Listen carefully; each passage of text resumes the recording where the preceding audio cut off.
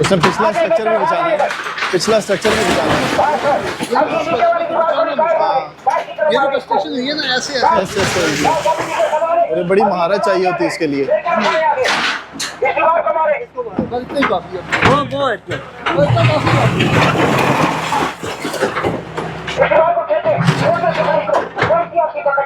अंदर सामान पड़ा हुआ है,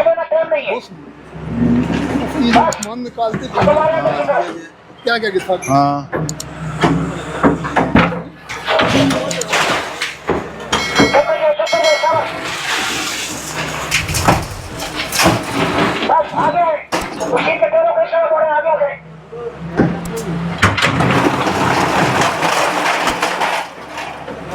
गेट वो उसके साथ फंसा हुआ है ना, खैर है।